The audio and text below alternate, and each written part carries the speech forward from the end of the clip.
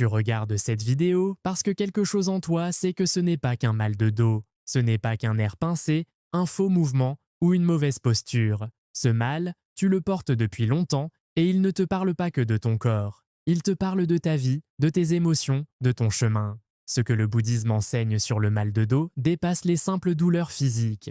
Il y a derrière chaque tension, derrière chaque blocage, un message profond, souvent ignoré.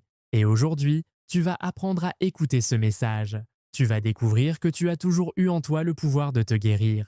Respire doucement et reste bien jusqu'à la fin, car ce que tu vas entendre pourrait transformer non seulement ton dos, mais aussi ton esprit. Et si cela résonne en toi, abonne-toi dès maintenant à cette chaîne et partage cette lumière avec d'autres. Tu ne sais jamais qui a besoin d'entendre cela. Le dos comme pilier karmique. Dans la tradition bouddhiste, le dos est le pilier de ton karma corporel. Il est le symbole de ce que tu portes, les responsabilités, les charges mentales, les secrets, les peines non exprimées. Un maître zen disait « Quand ton dos parle, c'est ton passé qui crie ». Observe bien. Combien de fois t'es-tu senti écrasé par la vie, par une parole dure, une pression familiale, un objectif irréaliste, une culpabilité refoulée? Ton dos, dans sa sagesse muette, encaisse tout. Il supporte les poids invisibles. Et le jour où il ne peut plus, il te prévient par la douleur. Mais au lieu d'écouter, on se tourne vers des antidouleurs. On s'allonge, on endure, on nie. Le bouddhisme, lui, t'invite à une toute autre posture, celle de l'écoute intérieure. Car la guérison commence par la conscience. Tu n'es pas cassé, tu es en train de te réveiller. Chaque zone de ton dos a sa propre signification. Le haut du dos, il garde les douleurs émotionnelles, les trahisons du cœur, les attentes déçues. C'est le fardeau de ce qu'on a voulu donner sans recevoir. Le milieu du dos, il représente l'identité, les conflits internes, le sentiment de ne pas être assez. C'est là que se loge la honte. Le bas du dos, c'est le territoire des peurs matérielles, de la survie, de l'insécurité. C'est le point d'ancrage du stress financier, des conflits familiaux, de la peur de manquer. Ces douleurs ne sont pas le fruit du hasard. Elles sont les cris silencieux de ton inconscient. Et quand tu commences à les comprendre, ton corps commence à relâcher. Ce n'est pas magique, c'est naturel. Partie 3. La pleine conscience et les rituels simples. La pleine conscience est une des premières clés. Pas juste méditer en tailleur dans un temple. Non, c'est simplement être là, vraiment là. Ressentir ton corps, t'arrêter et respirer avant d'ouvrir une porte, avant d'écrire un message, avant de t'énerver. Chaque moment est une opportunité de relâcher la tension invisible. Il existe aussi des gestes très simples inspirés du zen que tu peux intégrer à ta journée. Par exemple, avant de dormir, pose-toi sur ton lit, genoux fléchis et respire profondément. Imagine que tu inspires de la lumière dans ton dos et qu'à chaque expiration, tu relâches un poids invisible.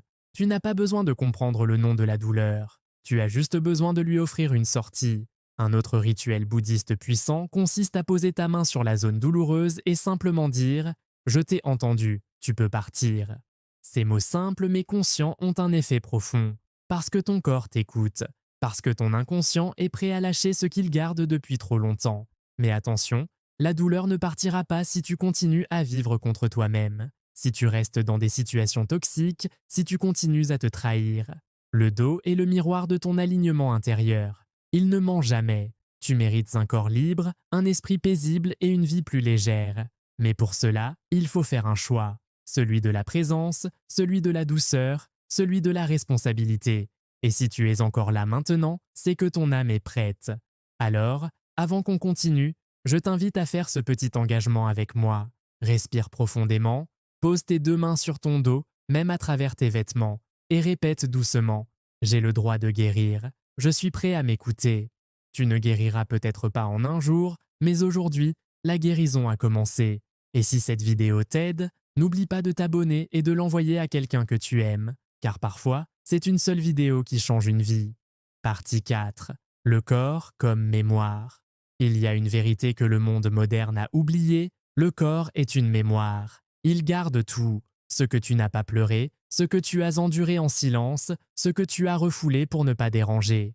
Et ton dos, fidèle gardien de ces mémoires, finit par se plier, se tendre, s'user. Ce n'est pas de l'usure physique, c'est une fatigue spirituelle. Dans le bouddhisme, cette idée est claire. Tant que tu refuses de regarder ce que tu ressens, le corps continue à parler à ta place. Et il le fait avec le langage qu'il connaît le mieux, la douleur. Mais il y a une beauté dans cette douleur, une porte. Car chaque tension est une opportunité, une chance de revenir vers toi, une invitation à guérir. Le premier pas, c'est l'honnêteté. As-tu été dur avec toi-même? T'es-tu imposé des standards impossibles? T'es-tu empêché de pleurer, de dire non, de t'arrêter? Parce que tout cela, ton dos le sait. Et c'est pour cela qu'il souffre. Pas pour te punir, mais pour te libérer. Il t'oblige à ralentir, il t'oblige à t'écouter. Et dans ce chemin, il y a des pratiques bouddhistes qui peuvent t'accompagner sans douleur, sans pression. La marche consciente, pratique-la pieds nus si possible. Chaque pas devient un massage, pas seulement pour ton dos, mais pour ton âme. Marche lentement, respire et dis mentalement à chaque pas « J'avance sans peur, je me déleste ». L'étirement de gratitude, le matin, avant même de sortir du lit, étire-toi doucement en prenant conscience de ton dos et remercie-le. Oui, même s'il te fait mal, dis-lui merci d'avoir tenu, d'avoir résisté. C'est un début de réconciliation, le bain de silence. Choisis un moment dans ta semaine pour ne rien faire, rien du tout. Juste t'allonger au sol, fermer les yeux, écouter ton souffle. Pas de musique, pas de distraction. Juste toi et ton souffle. Car souvent le dos se crispe à force de bruit. Le silence est un baume. N'oublie pas, le but n'est pas de faire disparaître la douleur comme on éteint une alarme. Le but, c'est de comprendre ce qu'elle signale et de t'en libérer en profondeur. Et la vérité, c'est que tu peux te soigner toi-même. Pas parce que tu es médecin, mais parce que tu es vivant. Parce que ton corps est sage, et parce que si tu apprends à t'écouter avec amour, ton corps te répondra avec guérison. Alors, à ce stade de la vidéo, je te le rappelle encore une fois, tu n'es pas seul, tu n'es pas brisé, tu es en chemin et tu fais déjà mieux que tu ne le crois. Si tu ressens une petite ouverture intérieure, même minime, c'est le signe que ton corps a entendu. Partie 5. La douleur comme messagère. Maintenant que tu commences à t'écouter, que tu reprends doucement contact avec ton dos et ce qu'il exprime, il est temps d'aller plus loin. Car le bouddhisme ne s'arrête pas à la compréhension, il nous pousse à l'intégration. La douleur n'est pas ton ennemi, elle est ton messager. Et parfois, elle revient non pas parce que tu rechutes, mais parce qu'un nouveau message veut être entendu. Ne cherche pas à éliminer la douleur à tout prix, cherche plutôt à lui faire confiance, comme on écoute un ami en détresse. C'est dans cette écoute que tu deviendras ton propre guérisseur. Le bouddhisme enseigne aussi ceci. La souffrance naît de la séparation entre le corps et l'esprit, entre la tête et le cœur, entre ce que tu ressens et ce que tu t'autorises à vivre. Quand tu réunifies tout cela, quand tu redeviens entier, le corps n'a plus besoin de crier. Et souvent, la dernière chose qui te retient, c'est le pardon.